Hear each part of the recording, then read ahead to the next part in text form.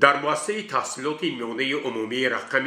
71 شهر پنجکین در روزهای تعطیل تیره‌ماهی با اقدام صاحبکار اسفندیار شریفوف فرزندان سابق دیرکتور این مؤسسه تعلیمی روانشاد نوزیره گدوی و فرانگیز و دولتجان نوروفها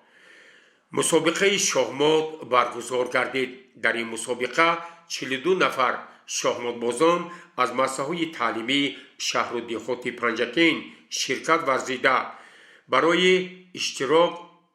ورزیده از بین آنها 14 نفر به دریافت جایهای افتخاری سزاوار شدند.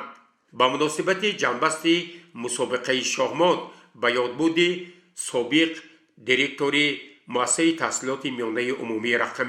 71 شهر پنجکین محفل یادبود برگزار گردید که ضمن آن راهبریت شعبه معارف، آموزگاران، همکاران، پیوندان شادروان نوزیره گدوی و درباره فضیلت‌های نیکی او سهم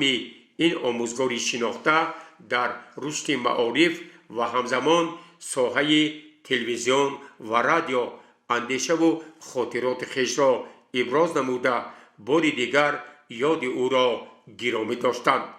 در خاتمه این چاره‌بینی به 14 نفر غالبان مسابقه شахмат به یادبود نوزیره گدوی و